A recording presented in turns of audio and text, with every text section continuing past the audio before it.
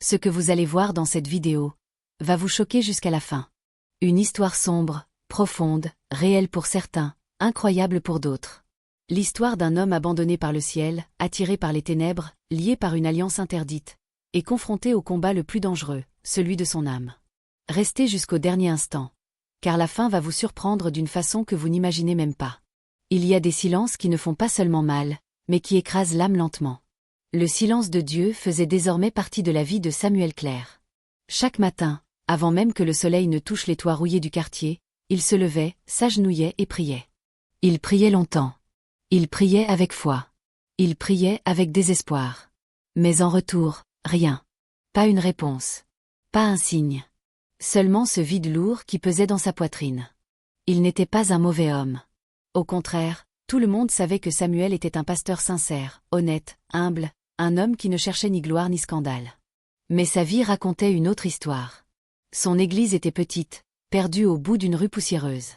Les murs étaient fissurés, la peinture tombait comme une peau fatiguée, et la pancarte cassée pendait au vent comme si elle voulait abandonner avant lui. Chaque dimanche, Samuel se tenait devant ses chaises en plastique, la majorité vide. Sur les bons jours, 12 personnes venaient. Sur les mauvais, 6. Mais Samuel prêchait quand même avec la même intensité, la même conviction, la même passion brûlante. Il parlait de foi, de miracles, de la bonté de Dieu.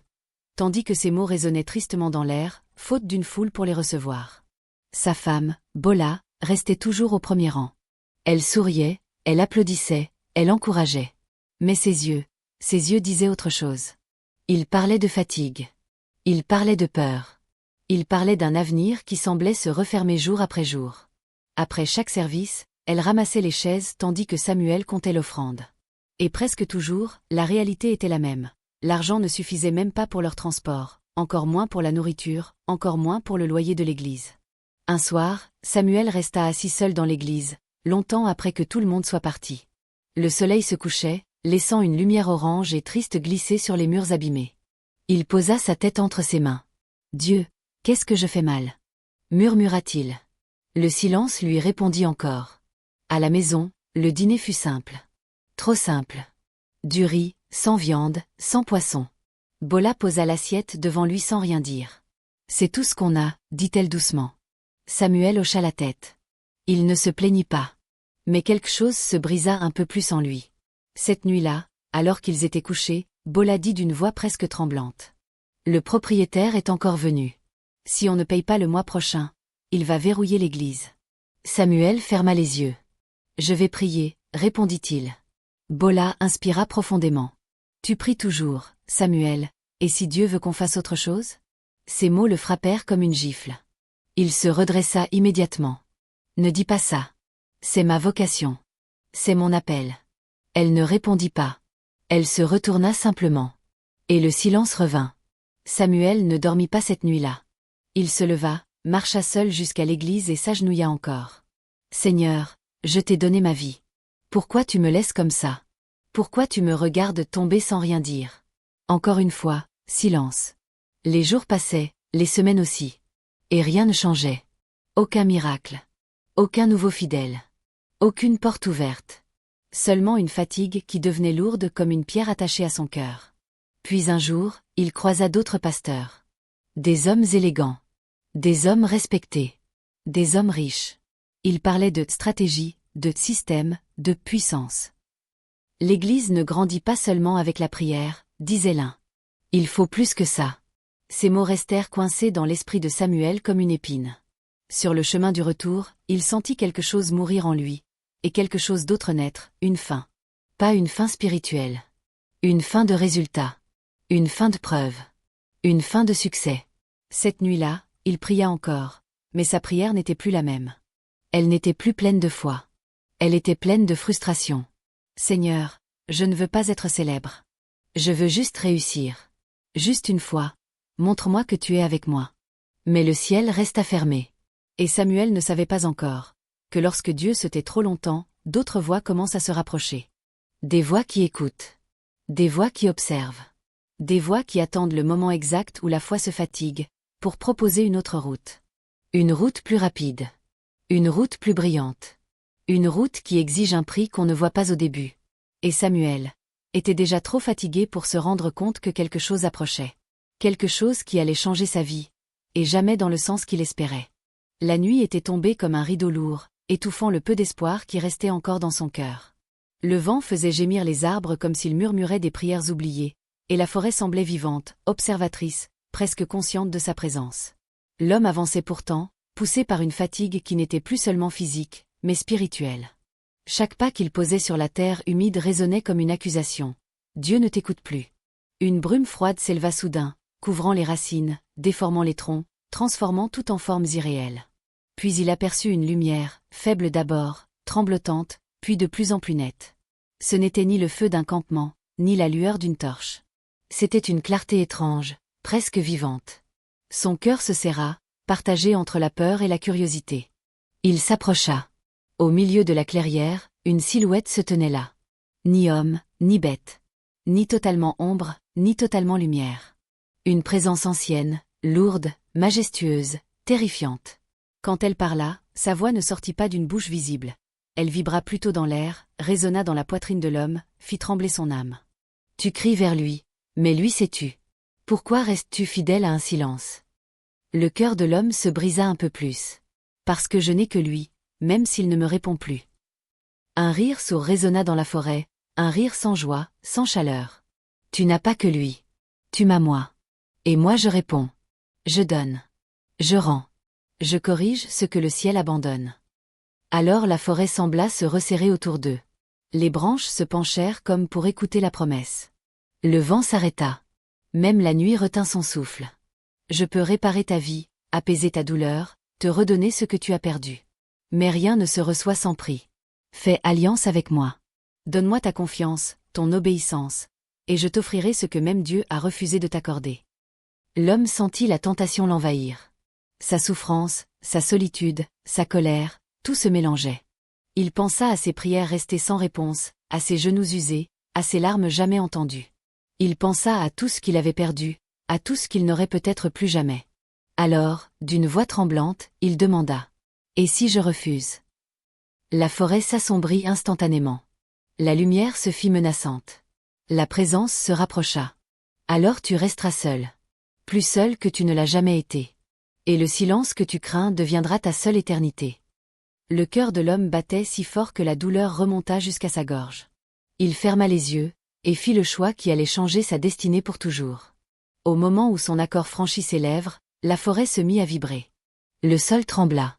Un froid mordant l'enveloppa. Quelque chose s'imprima dans son âme, une marque invisible, irrévocable.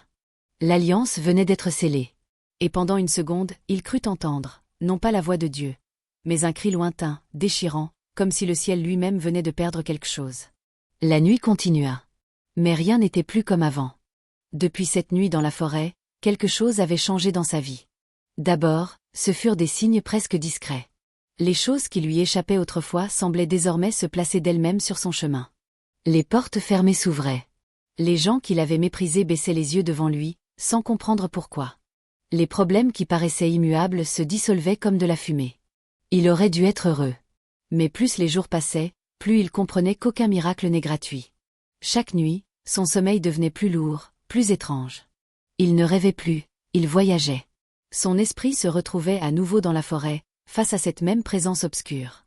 Elle ne riait plus. Elle exigeait. Elle rappelait. Elle surveillait. Et, à chaque fois, sa voix résonnait en lui. « Tu m'as choisi. Alors obéis. » Les premières demandes semblaient simples. Parler à certaines personnes. En éviter d'autres. Faire des choix qui paraissaient logiques, mais qui, en réalité, l'éloignaient peu à peu de tout ce qu'il était autrefois. Puis vinrent les ordres plus lourds, ceux qui ne concernaient plus seulement sa vie, mais les autres. Il se surprit à blesser sans remords, à mentir sans trembler, à trahir sans hésiter. L'ombre lui donnait, oui, mais elle prenait aussi. Elle grattait son cœur, rongeait sa conscience, consumait lentement ce qu'il restait de sa foi. Un soir, alors qu'il se regardait dans un miroir, il eut un choc. Ses yeux. Ils n'étaient plus les mêmes. Il y avait dedans une lueur froide, étrangère, presque non humaine. Comme si quelqu'un d'autre habitait son regard. C'est ce même soir qu'il entendit pour la première fois une autre voix. Faible. Lointaine. Brisée. Mais terriblement familière. Une voix qui ne venait ni du ciel, ni de la forêt. Une voix qui venait de l'intérieur. Reviens, tu n'es pas perdu. Pas encore. Son cœur se serra violemment. Ses mains tremblèrent. Une douleur immense, invisible, traversa sa poitrine. Pendant un instant, le silence de Dieu ne semblait plus si silencieux. Mais l'ombre sentit cette hésitation. La nuit se fissura. La forêt revint. La présence se dressa. Froid. Furieuse. Tu m'appartiens. Ne l'oublie pas. Alors, pour la première fois, il comprit vraiment. Ce qu'il avait gagné n'était rien comparé à ce qu'il venait de perdre. Son âme n'était plus libre. Et le véritable combat ne faisait que commencer. Les jours suivants furent les plus lourds de son existence. Rien autour de lui ne semblait différent.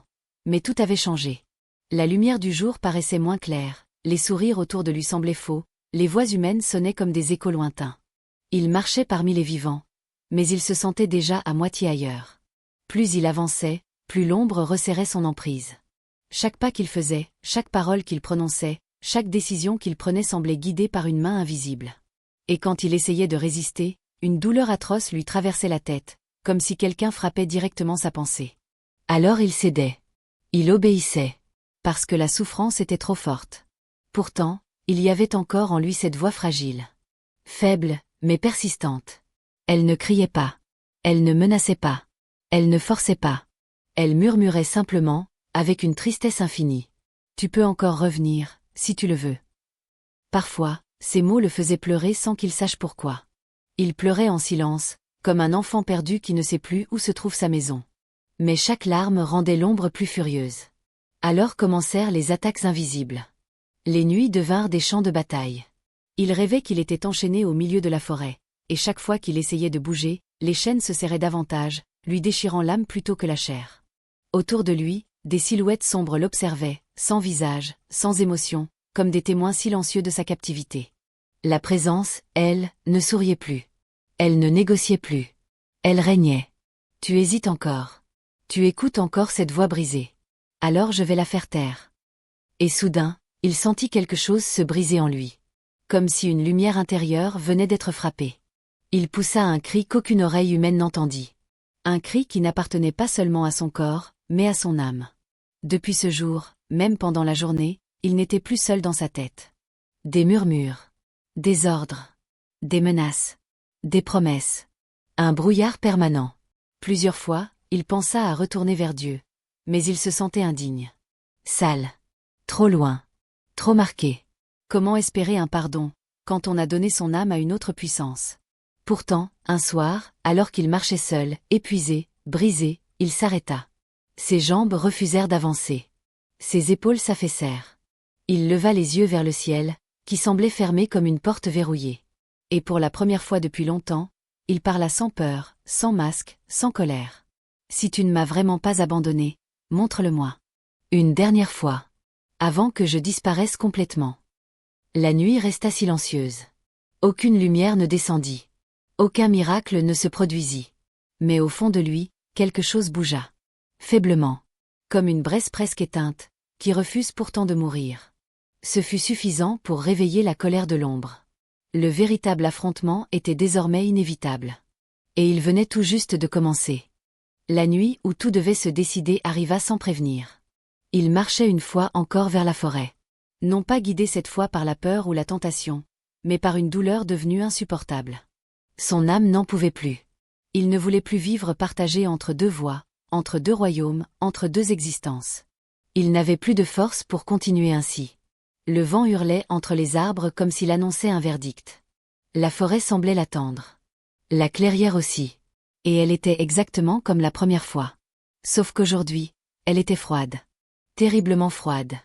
La présence apparut aussitôt. Grande. Écrasante. Irritée. Plus sombre que jamais. Te voilà. Enfin décidé à accepter ce que tu es devenu? Sa voix résonna partout, comme un tonnerre invisible. La terre trembla. L'air s'alourdit. Mais l'homme ne s'agenouilla pas. Pour la première fois, il resta debout. Ses mains tremblaient. Son cœur battait trop vite. Sa peur était immense. Mais il parla. Je ne veux plus de toi. La forêt se figea. Un silence immense tomba. Puis un rire. Un rire monstrueux. Un rire qui vibra comme un tremblement de terre. Tu ne veux plus? Tu oublies que tu m'as choisi. Tu oublies ce que tu m'as donné. On ne revient pas en arrière. On ne brise pas une alliance. Tu es à moi. Tu le resteras. Alors, la nuit sembla s'ouvrir, laissant apparaître des ombres innombrables qui l'entourèrent. Elles se rapprochèrent, se resserrèrent, prêtes à dévorer ce qu'il restait de lui. La peur aurait dû le faire fuir. Mais il était trop fatigué pour fuir. Et peut-être, enfin prêt pour autre chose. Il tomba à genoux. Pas devant l'ombre. Mais face au ciel. Pas pour négocier. Pas pour demander des miracles. Seulement pour demander une dernière chose. Si tu m'as vraiment aimé un jour, ne me laisse pas mourir comme ça. Je n'ai rien à t'offrir, rien à prouver, juste une âme abîmée, mais encore vivante. Si tu peux la reprendre, fais-le. Aucune lumière ne descendit du ciel. Aucun tonnerre divin. Aucun miracle spectaculaire. Rien. La présence éclata de colère. Il ne te répondra pas. Il t'a abandonné. Tu es à moi. Tu n'as plus de place là-haut. Les ombres se jetèrent sur lui. Et ce fut à ce moment-là que cela arriva. Pas un bruit. Pas une vision. Juste une force. Calme. Douce. Simple. Mais terriblement puissante. Quelque chose qu'aucune ombre ne pouvait imiter. Une paix. Une chaleur. Un souffle. Un silence, mais un silence rassurant, pas vide. Un silence plein de présence. L'ombre recula.